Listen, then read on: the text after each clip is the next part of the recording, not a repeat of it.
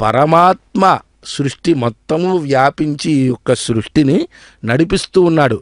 ఆ యొక్క నటనలో ఆయన నడిపించేటువంటి దానిలో మనం భాగమే, కానీ మన యొక్క పాత్ర, మనకున్నటువంటి జ్ఞానము అల్పమైనది చూస్తుంది. మన పాండిత్యంలో మనం అనేక రకాలైనటువంటి ఈ యొక్క ప్రపంచంలో కొంతమంది నాట్యాన్ని చక్కగా నేర్చుకుంటారు, కొంతమంది సంగీతాన్ని నేర్చుకుంటారు, కొంతమంది ఆటలాడతారు, కొంతమంది ఎంతో గొప్పగా పరిపాలన సాగిస్తారు, ఐఏఎస్ అధికారులు అవుతారు.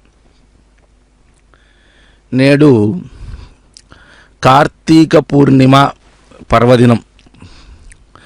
తిరుమల శ్రీవారి ఆలయంలో దీపోత్సవాన్ని మనం ప్రత్యక్ష ప్రసారంలో వీక్షిస్తూ ఉన్నాం.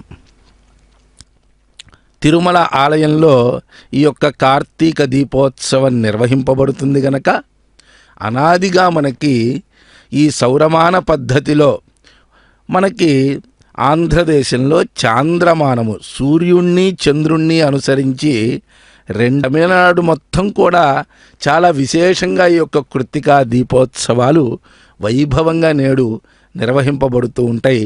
ఆ ప్రకృవత్ర తథైవ స్నపనాలయే పుష్ప సంచయన దేశే ద్వారే ఆస్థాన మండపే అన్యేష్వపి చ సర్వత్ర దీపానుద్దీపయేత్ క్రమాత్.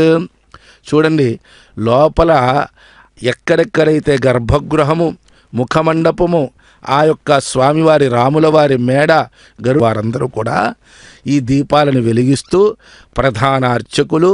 అలానే తిరుమలలో ఉన్నటువంటి సంప్రదాయం ఏమిటంటే ఈ యొక్క జియర్ వ్యవస్థ అనేటువంటిది ఉన్నది. వారు 4000 దివ్య ప్రబంధ పాసురాలని రోజు స్వామివారికి వినిపిస్తూ స్వామివారి యొక్క సేవకులుగా ఉంటారు. వారు తరపున ఒక దీప వ్యవస్థని వారు ఏర్పాటు చేస్తారు.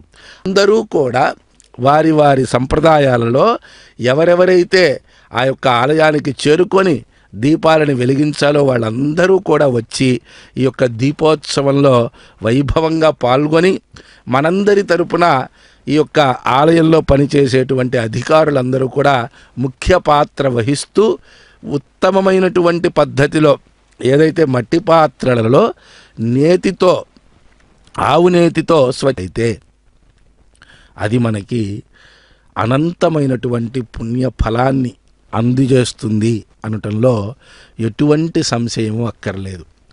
ఒక్క దీపాన్ని మనం సరిగ్గా అర్థం చేసుకున్నట్లయితే ఈ యొక్క వేదాంత తత్వము, జీవుడెవరు దరు, కానీ అన్నీ అయ్యేవారు ఎవరూ ఉండరు.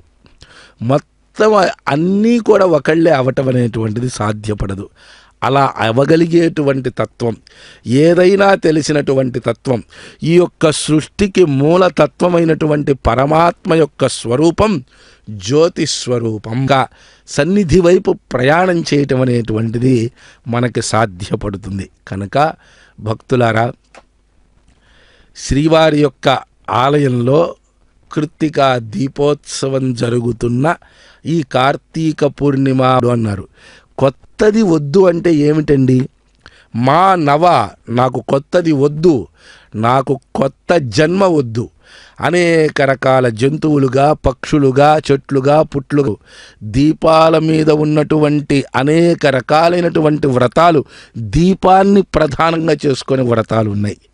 మరి ఎందుకు మన సంస్కృతిలో దీపానికి అంతటి ప్రాధాన్యత ఉన్నది? ఏ చిన్న కార్యక్రమం నిర్వర్తించుకున్నా దీపం వెలిగించారా అని చెప్పి అందరూ అడుగుతారు మన ఇంట్లో. అంతటి ప్రాధాన్యత, విశిష్టత దీపానికి ఎన్నుకున్నది అని అంటే మన యొక్క ఆత్మ